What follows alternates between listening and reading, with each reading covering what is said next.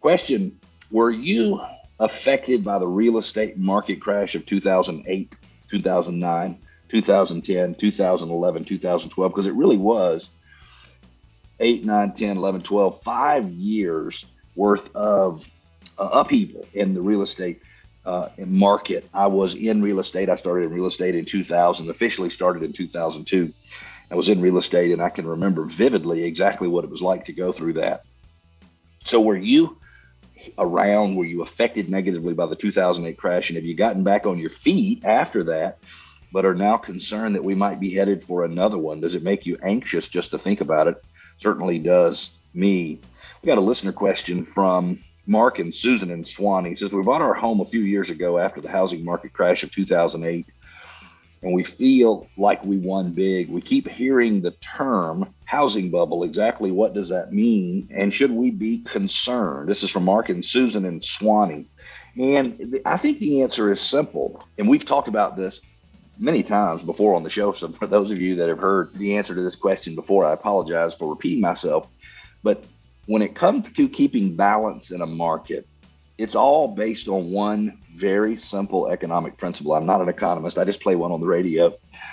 And it is simply supply and demand. If you have less supply than you have demand, then you have a market that more favors a seller. If you have more supply than you have demand, then you have a market that more favors a buyer. During the years of 2008 to 2012, not only did we have significantly too much inventory, so we have way more inventory, way more homes available for sale than there were buyers out there who wanted to buy them.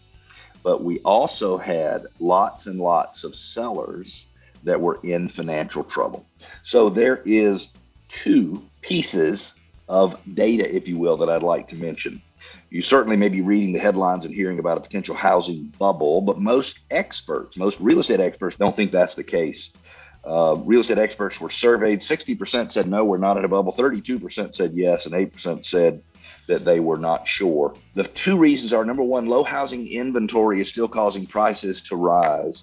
When you have, again, more buyers looking to buy homes and you have homes available for sale, prices will continue to rise.